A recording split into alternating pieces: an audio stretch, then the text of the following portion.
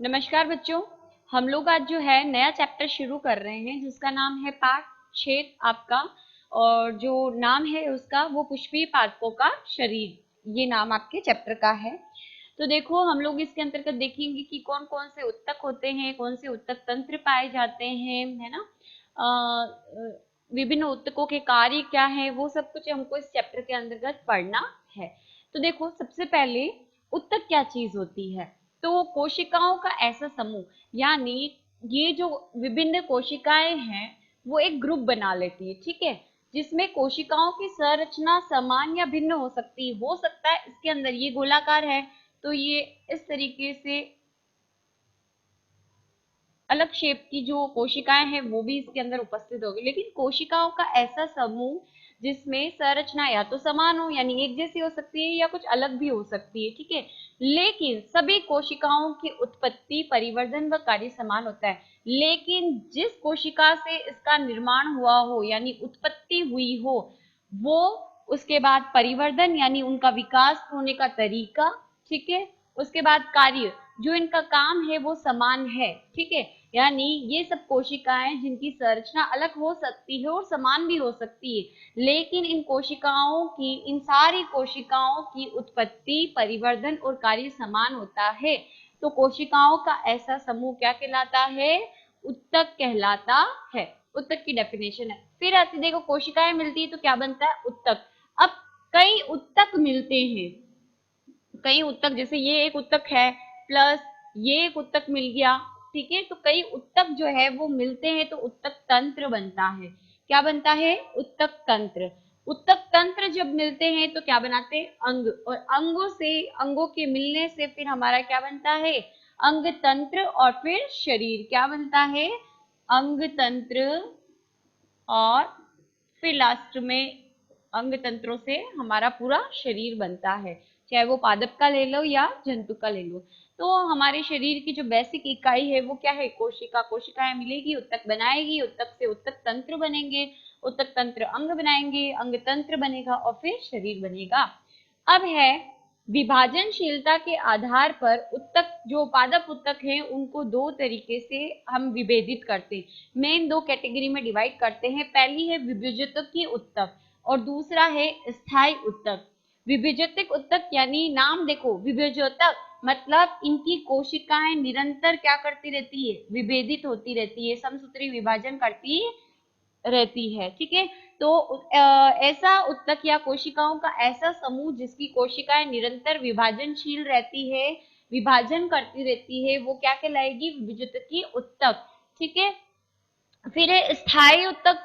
नाम है स्थायी या परमानेंट, क्या मतलब होगा कि ऐसी जो विभाजनशील जो ये उत्तक है, ये कोशिका अगर मान लो विभेदन करना रुक जाती है, यानी विभेदित उत्तक जब विभाजन रोक देता है, यानी ऐसी कोशिका, जैसे सपोज ये कोशिका है, ये विभाजित हुई, ठीक है, दो में विभाजित हुई, ये विभाजित और होगी, फर्दर विभाजित होगी, लेकिन ये जो बनी कोशिकाएं हैं वो आगे विभाजित नहीं होती, यानी उत्तकों का ऐसा समूह जिनमें विभाजन नहीं पाया जाता, सॉरी, कोशिकाओं का ऐसा समूह जिनमें विभाजन नहीं होता।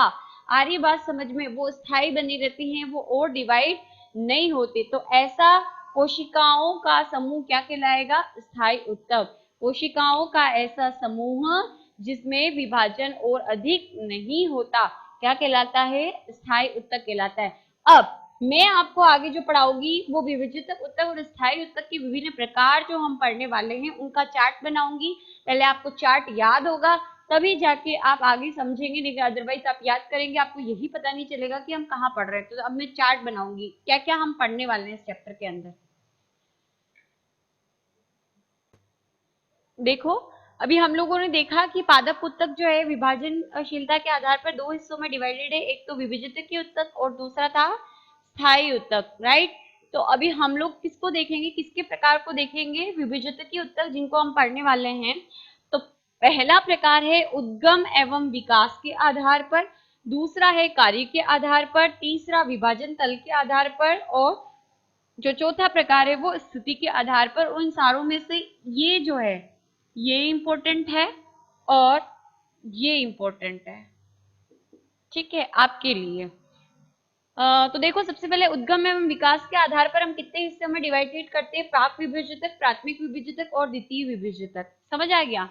फिर उसके बाद कार्य के आधार पर अधित्वक, भरण विभाजक और प्राक एधा। ठीक है। फिर है विभाजन तल के आधार पर स्थूल, पट्टिका विभाजक, पट्टी, रीब या शिरा विभाजक। फिर है स्थिति के आधार पर शीर्षस्थ, पार्श्व, अंतर्वेशी। आ रही बात समझ में? यानी हर का 1 2 3 1 2 3 1 2 3 और 1 2 3 तीन तीन प्रकार जो है वो डिवाइड किए गए हैं।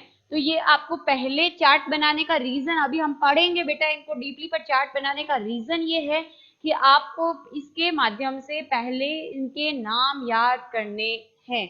आ रही है बात समझ में? उद्गम एवं विकास, प्राक यानी जो भ्रूणीय अवस्था में विकसित होता है, फिर ये जब विकसित होगा तो किसमें डिवाइड हो जाएगा? प्राथमिक में। प्राथमिक से किसका निर्माण होगा? द्वितीय में। ठीक है। कार्य के आधार पर ये बाह्य त्वचा का निर्माण करता है। ये वलकुट वगैरह आप नहीं समझोगे, अभी हम लोग जब पढ़ेंगे तो मैं समझाऊंगी। तो भरण विभाजक, वलकुट आदि का निर्माण करता है। ये प्राक एधा जो द्वितीय वृद्धि होती है उसके लिए रेस्पॉन्सिबल होता है। तो ये सारी चीजें होती है, जब 1 बाय 1 हम पढ़ेंगे तो आपको समझ में आएगा। बट ये है विभाजक की उत्तकी का वर्णन।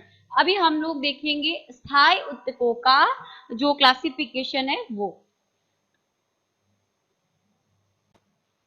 देखो सेकंड क्लासिफिकेशन है हमारा स्थायी उत्तक, यानी ऐसे उत्तक जिनकी कोशिकाएं विभाजन नहीं करती, डिवाइड नहीं होती है ना, यानी टूट कर नई कोशिकाएं नहीं बनाती। तो ये कितने प्रकार की होती है? 1 2 और 3 हिस्सों में इसको डिवाइड किया गया है।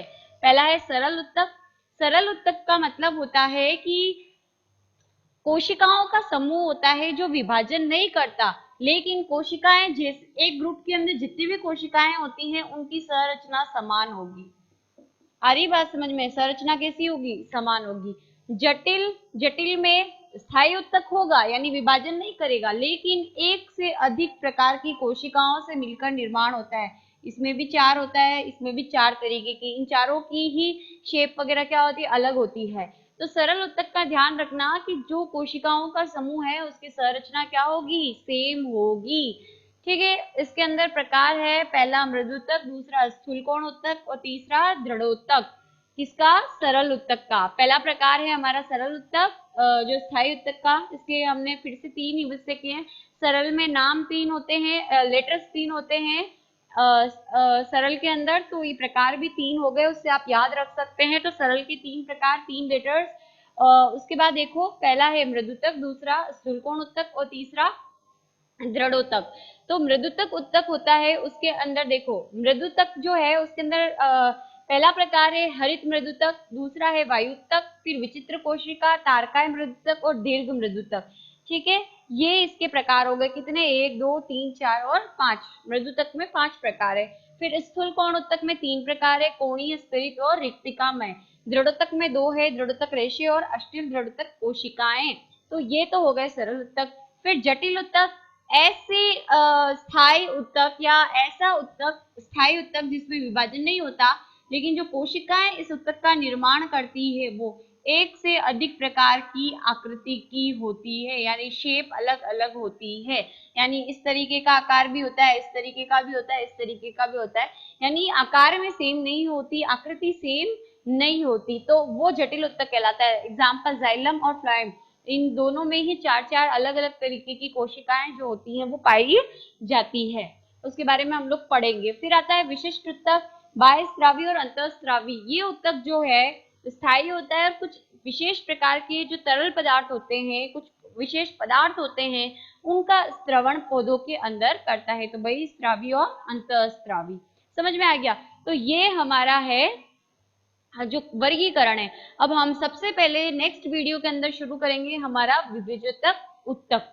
ठीक है। विभाजक उत्तक की डेफिनेशन और उसके बाद उसके जितने भी प्रकार हैं, हमने अलग अलग वर्गीकरण देखा था अभी इसके चार्ट के अंदर, तो अभी हमको नेक्स्ट वीडियो के अंदर कंटिन्यूटी में पढ़ेंगे।